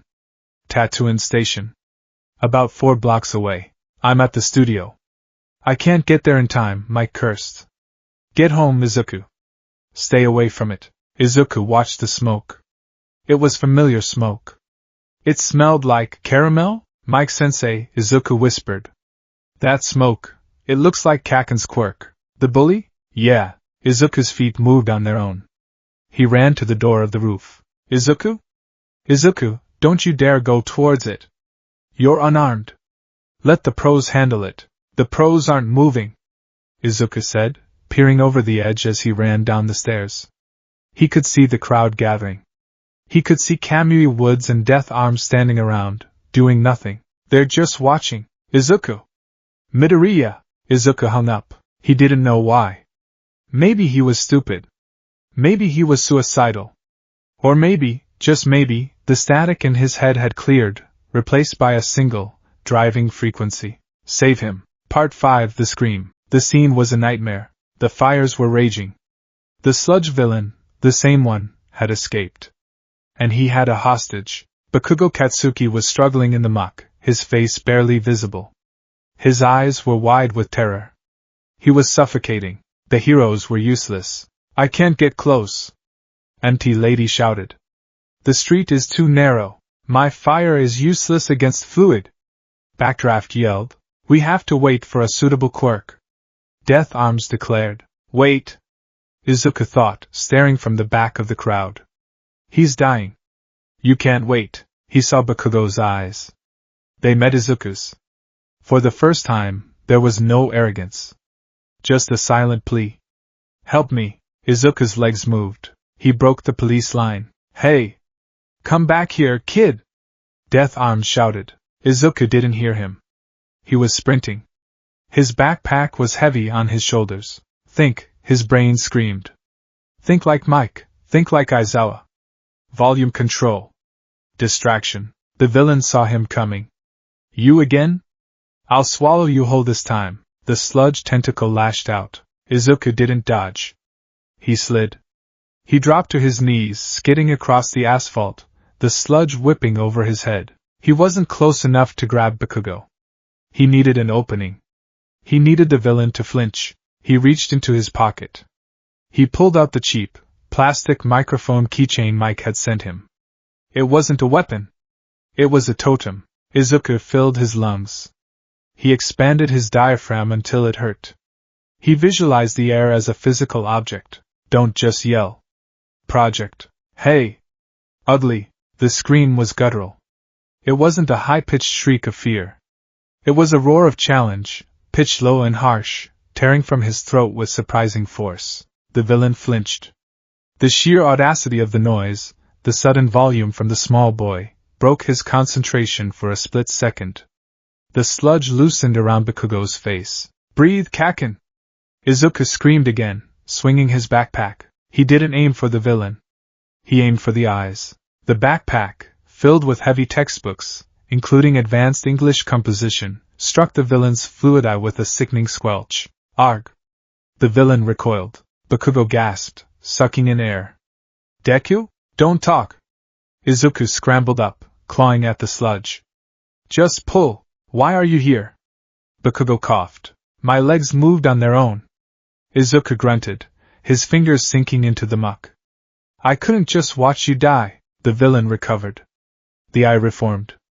A massive wave of sludge rose up, casting a shadow over both boys. You little pests! The villain roared. I'll crush you both. Izuku looked up. He didn't have a plan B. He had used his voice. He had used his projectile. Now, he was just flesh and bone, but he didn't cower. He stood in front of Bakugo. He raised his fists. At least I tried. At least I wasn't static. Boom! A gust of wind, stronger than a hurricane, blasted the street. The sludge exploded outward, splattering against the buildings. Izuku shielded his face. When he looked up, All Might was there. He wasn't the skeleton.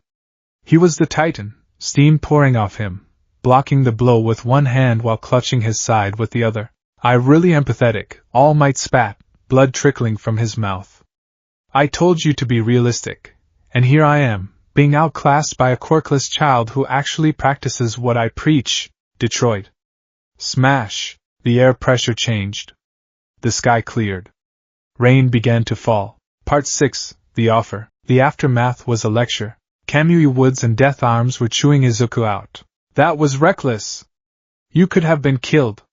Leave it to the pros. Izuku stood there, head bowed, nodding. He knew they were right. But he also knew they were wrong. Because they had stood still, and he had moved. On the other side of the street, the heroes were praising Bakugo for his bravery and his powerful quirk. Bakugo wasn't listening. He was staring at Izuku with a complex expression of anger and confusion. Once the police let him go, Izuku started the walk home. He was exhausted. He smelled like sewage. His throat was raw from the scream. DKU, Izuku turned. Bakugo came running up, panting. I didn't ask for your help. Bakugo yelled. And you didn't save me. I was fine. Don't look down on me. He turned and stomped away. Izuku sighed.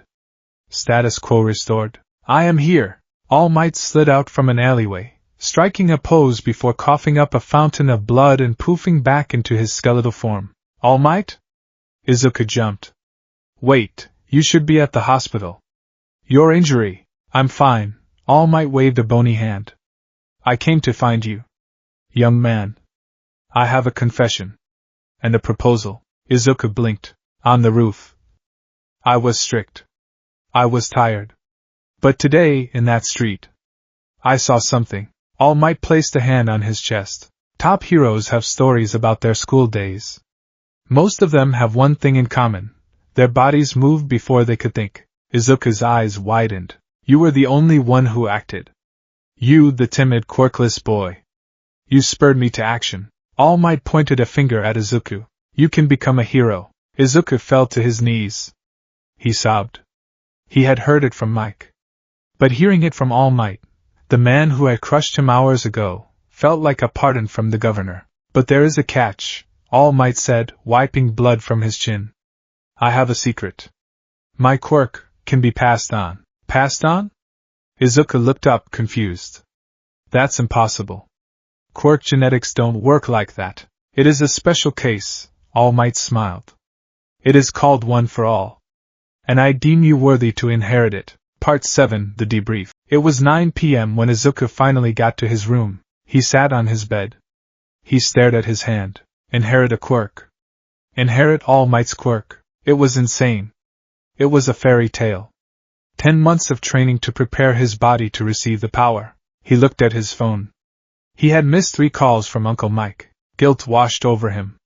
Mike had talked him off the ledge. Mike had told him to fight. And now, Izuku had a secret that he couldn't share. All Might had been very specific. Do not tell anyone. Not your mother, not your friends. But Mike wasn't just a friend.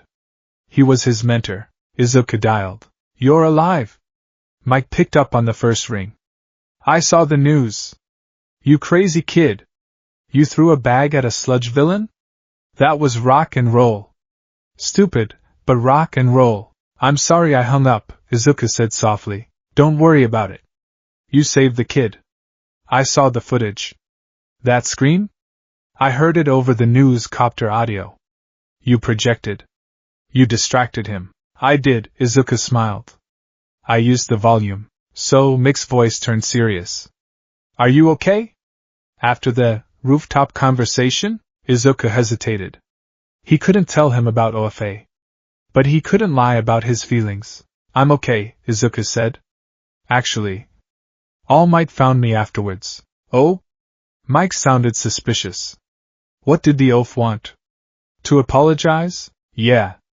He apologized. And he offered to help me train. It was a half-truth. Train you? Mike sounded incredulous. All Might doesn't take students. He doesn't even have a sidekick. He said he saw potential, Izuku said. He wants to meet me at the beach park in the mornings. There was a long silence on the line. Izuku held his breath. Well, Mike said finally, though he sounded wary. If the number one hero wants to act like a personal trainer, I won't stop you. The physical conditioning will be good. But Izuku? Yes? Don't let him overwrite you. You're my student first. He teaches you how to punch? Fine. But I teach you how to survive. Deal? Deal, Izuku said firmly. Okay. Go to sleep, listener. You've had a long day. We've got vocal drills on Sunday. Don't think getting a fancy new trainer gets you out of homework. I wouldn't dream of it. Izuku hung up. He looked at the All Might poster on his wall. Then, he looked at the microphone keychain on his desk. He had the symbol of peace offering him power. He had the voice hero offering him a voice. Izuku Midoriya closed his eyes. For the first time in his life, the future wasn't a terrifying void. It was loud. And he was ready to make some noise. Part 1. Stereo channels. The human body is not meant to exist in two different genres at the same time. For 10 months, Izuku Midoriya lived his life on a split frequency. His mornings were a shonen anime montage, sweat, tears, hauling trash on a beach while an oversized American superhero shouted vague platitudes about justice and clenched buttocks. His evenings, however, were a slice-of-life drama mixed with a tactical police procedural, sitting in a high-tech studio or a low-tech gym, dissecting verbs, analyzing structural weaknesses, and learning how to throw a hip toss. It was, to put it mildly, exhausting. Young Midoriya! All Might bellowed, posing atop a pile of rusted microwaves at Dagoba Municipal Beach Park. The sun was just peeking over the horizon, painting the ocean in hues of gold and pink. Put your back into it. The refrigerator is the enemy of progress. Lift with your legs, not your ego. Izuku, shirtless and glistening with sweat, groaned as he hoisted the appliance onto the bed of a truck. His muscles burned. His hands were covered in calluses upon calluses. I am lifting. Izuku wheezed. But the center of gravity on this model it's weird. It's a 1998 Toshiba. Details are for the weak. All Might laughed, a boom of sound that scattered the seagulls. Just feel the power coursing through your veins. Imagine the refrigerator is a villain trying to steal your lunch. Izuku dropped the fridge with a metallic clang. He leaned against the truck, panting. This was the issue.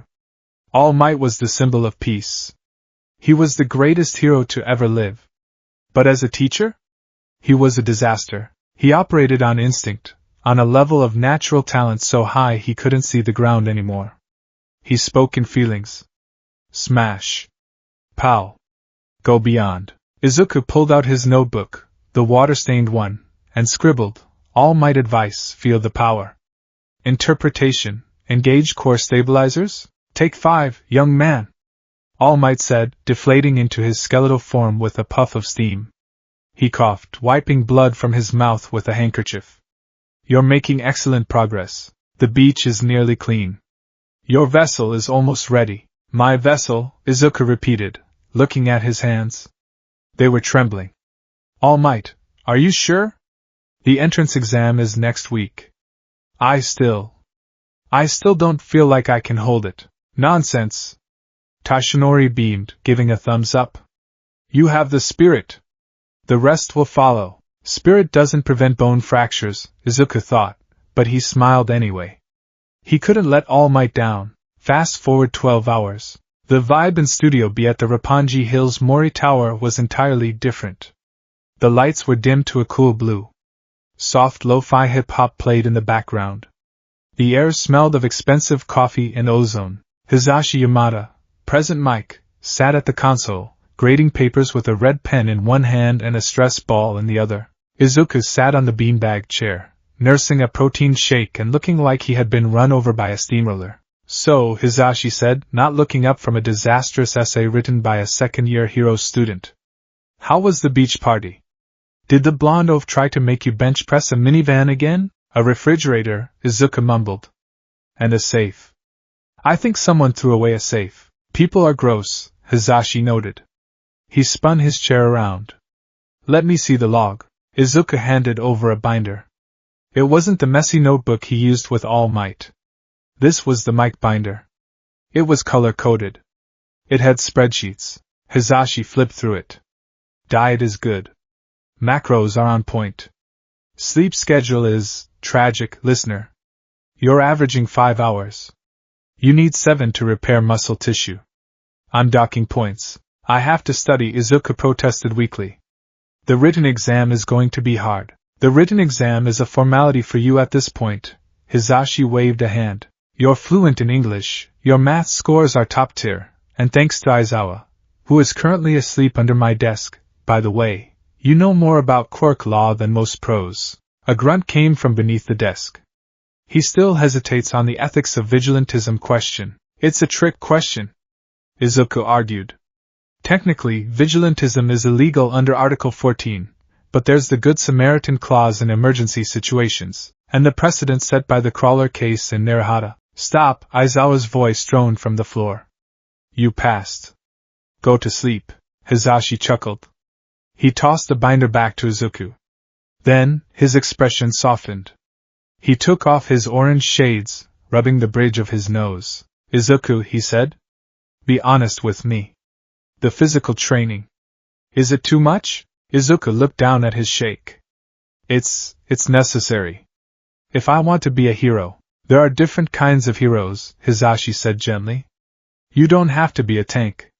You could be a stealth hero. A support hero. You could be the guy in the chair. I want to save people with a smile, Izuku said, his voice quiet but firm. I want to be in the fray. I want to stand between the villain and the victim, Hisashi sighed. He looked at the hearing aids sitting on his desk. He knew that drive. It was the same drive that made him scream until his ears bled when he was a teenager. Okay, Hisashi said. If you're going to be in the fray, you need to understand something All Might won't teach you. What's that? Volume control isn't just about how loud you are, Hisashi leaned forward. It's about when to be silent. All Might is always broadcasting. He's always at 100% gain. That works for him because he's invincible. You aren't. He pointed a finger at Izuku's chest. You are a broadcaster on a pirate frequency. You wait for the gap in the static. You strike when they aren't listening. And when you do scream? You make sure it's the last thing they hear. Izuku nodded, absorbing it. Also, Hisashi added, grinning mischievously. I got you a present for the exam. He reached into a drawer and pulled out a small, sleek black box. Izuku opened it. Inside were 2 high-fidelity directional speakers, designed to clip onto a collar or belt. Support items are allowed in the exam if you register them, Hisashi said. I registered these under your name 2 weeks ago. They're miniature amplifiers. Not powerful enough to do damage. UA regulations are strict, but they can project your voice directionally up to 500 meters. Good for coordinating allies. Or distracting robots. Izuku's eyes watered. Mike-sensei, thank you. Don't cry on the gear, kid.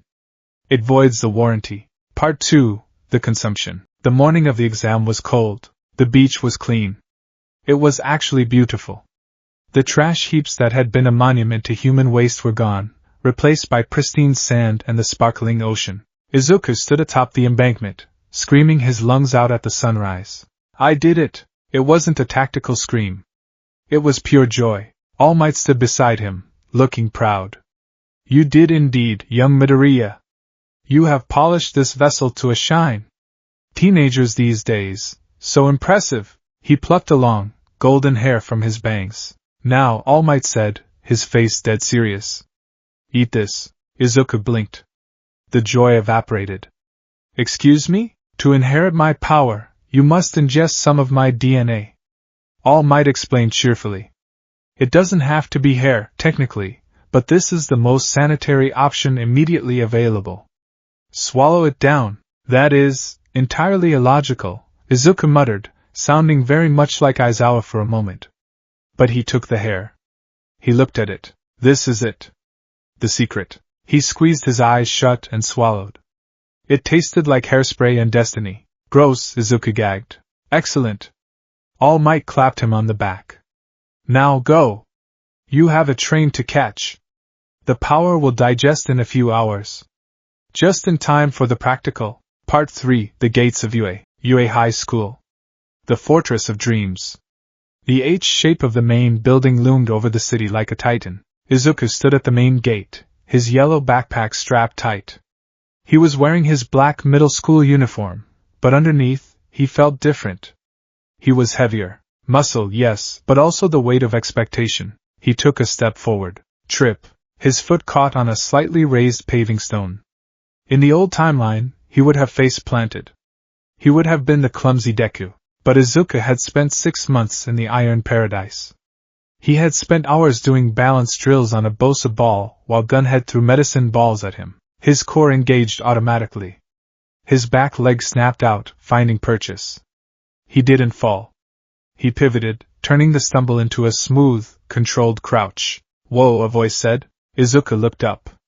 A girl with a round face and brown bobbed hair was standing there, looking surprised. She had her hand extended, as if she had been about to use her quirk to catch him. Nice save, she said, smiling. I was gonna float you, but you moved like a ninja. Izuku stood up, dusting off his knees. His heart was racing, but his training kicked in. Social interaction. Don't mumble. Project. Oh. Izuku's brain, fried from anxiety and English textbooks, slipped gears. Thank you? The traction on these stones is suboptimal.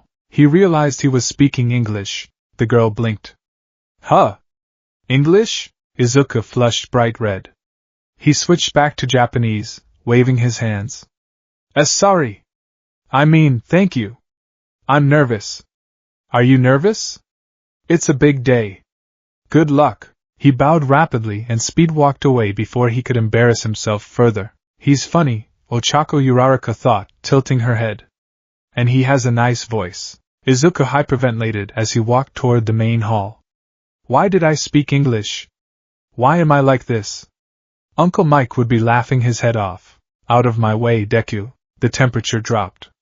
Katsuki Bakugo walked past him, hands in his pockets, radiating menace. Don't stand in front of me or I'll kill you. Izuku stopped. He took a breath. Gray rock. Good morning, Kaken, Izuku said calmly. He didn't flinch. He didn't apologize.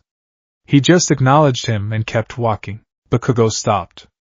He turned around, glaring at Izuku's back. Something was wrong. The nerd wasn't shaking. The nerd wasn't muttering. The nerd was walking with a straight spine. TCH, Bakugo spat. Don't get cocky just because you didn't trip. Part 4, The Orientation. The written exam was a breeze. Izuku breezed through the math and science sections. The English section was almost laughable. He recognized 3 of the questions from the workbook Mike had sent him a month ago. Question 4. Identify the passive voice in the following sentence. Answer easy. Heroes make things happen. Then came the orientation. The auditorium was massive. Thousands of students filled the seats. The lights dimmed, and a spotlight hit the stage. Welcome to my live show. Everybody say hey. Present Mike appeared, arms wide, voice booming through the massive speaker system. Silence. The students were too nervous to respond. Tough crowd. Mike shrugged, adjusting the gain on his directional speaker. Izuku, sitting in the middle row, clamped a hand over his mouth to suppress a grin. It was surreal seeing his mentor up there, doing the full pro-hero routine. It felt like an inside joke. Mike went through the explanation of the practical exam. 3 robots. 1-pointer, 2-pointer, 3-pointer. Urban setting. Excuse me. May I ask a question? A hand shot up in the front row. A tall boy with glasses and blue hair stood up. The spotlight hit him. There appeared to be 4 types of villains on this handout. The boy shouted, chopping his hand in the air like a metronome. If this is a printing error, UA should be ashamed. We are here to seek the pinnacle of heroism. He spun around and pointed a finger directly at Izuku. And you!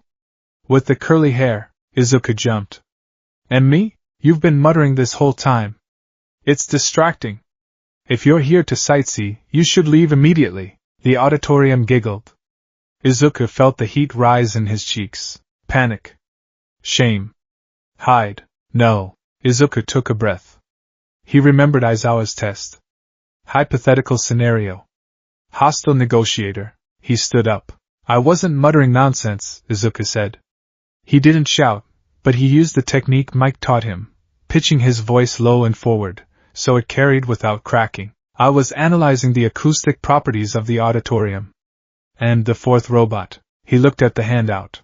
If there's a 4th silhouette, and it has 0 points listed, it's likely an obstacle to be avoided, not a target. Like a minefield or a natural disaster. Complaining about the handout wastes time we could be using to strategize. Silence again. But this time, it wasn't awkward. It was stunned. The boy with glasses, Tenya Ida, stared at him, mouth slightly open. He adjusted his glasses. I see. You discerned the nature of the obstacle, purely from the silhouette? Okay. Mike interrupted from the stage, clapping his hands. Thank you, examinee 7111. And you, examinee 2234. You're both right. The 4th robot is the 0-pointer. It's a gimmick. A hazard. If you see it, run away. It's not worth the trouble. Mike shot a quick, subtle finger gun in Izuku's direction. Nobody else noticed it, but Izuku saw it. Good job, listener. You held your ground. Izuku sat down. His legs were shaking, but his heart was soaring. Part 5, Battle Center B. The bus ride to the testing grounds was tense. Izuku sat quietly, clutching his directional amplifiers. He had clipped them to the collar of his tracksuit. They looked like small, high-tech buttons. He was in Battle Center B. Uraraka was there. Ida was there. But Bakugo was in a different center. That was a small mercy. They stood before the massive gates of the mock city. It was huge. A sprawling urban labyrinth of concrete and steel. Izuku looked at his hands. One for all. He tried to feel it. All Might said it would digest. Did he have it? He clenched his fist. Nothing happened. No lightning. No power. Just nothing. Maybe it hasn't kicked in yet? Or maybe I have to trigger it? And start. Mick's voice boomed from a tower overlooking the city. What are you waiting for? There are no countdowns in real battles. Run! Run! Run! The crowd surged forward. Izuku was momentarily stunned, but he recovered. He sprinted after them. Speed. Gunhead taught me how to run efficiently. He entered the city. It was chaos. Explosions everywhere. Lasers. Students engaging robots left and right. A 1-pointer, a fast-wheeled drone, careened around a corner, targeting a student with a laser navel. Izuku didn't have a quirk. He couldn't blast it. Think. Weakness. Hey! Over here! Izuku shouted, turning on his amplifiers. His voice projected sharply, bouncing off the alley wall to his left.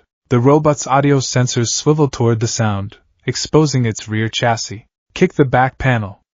Izuku yelled to the laser student. The student, confused but reactive, fired a beam at the exposed wiring. The robot exploded. Thanks! The student yelled, running off. Izuku stood there. 0 points. He had assisted, but he hadn't destroyed. Assists didn't count. I need points. I need to break them. He ran down a side street. A two-pointer, a scorpion-like tank, was crawling up a building. Izuku looked around. He saw a loose metal pipe on the ground, debris from a previous explosion. He grabbed it. It was heavy iron. Leverage. He scrambled up a fire escape. The robot was focused on a girl with vine hair below. Izuku jumped. He didn't use a smash. He used gravity. He jammed the metal pipe into the gap between the robot's head and its body chassis. Crunch. The gears ground against the pipe. Sparks flew. The robot seized up, twitching, then slumped over, sliding down the wall. 2 points? Did that count? Izuku panted. This was hard. This was impossibly hard. Everyone else was shooting fire, growing giant, moving with supernatural speed. He was just a boy with a pipe and a loud voice. Time ticked away. 10 minutes left. 6 minutes left. Izuku had, maybe 12 points? Mostly from scavenging half-broken robots or using traps. It wasn't enough. The cutoff for Yue was usually in the 40s or 50s. He was failing. I can't do it, he gasped, leaning against the vending machine. I can't. I'm just static. Be realistic.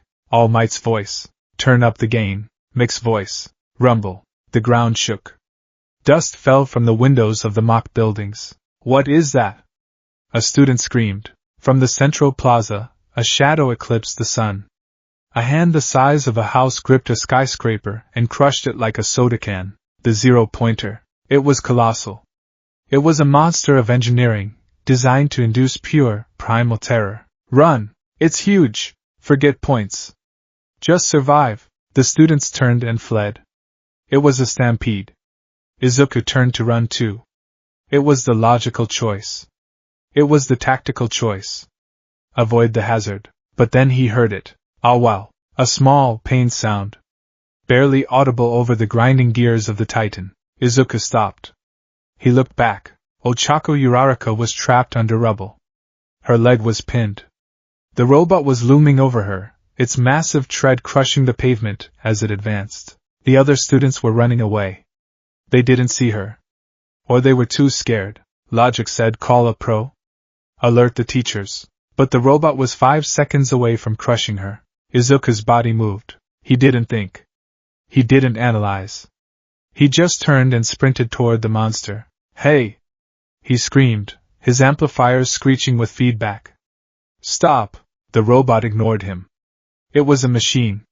It didn't care about noise. Izuku reached the rubble. He grabbed the concrete slab pinning Uraraka. He pulled.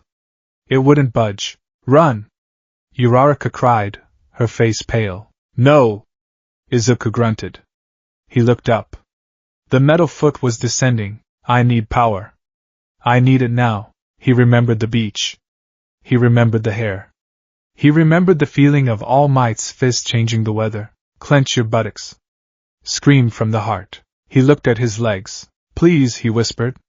Work. He channeled everything he had. Every ounce of desperation.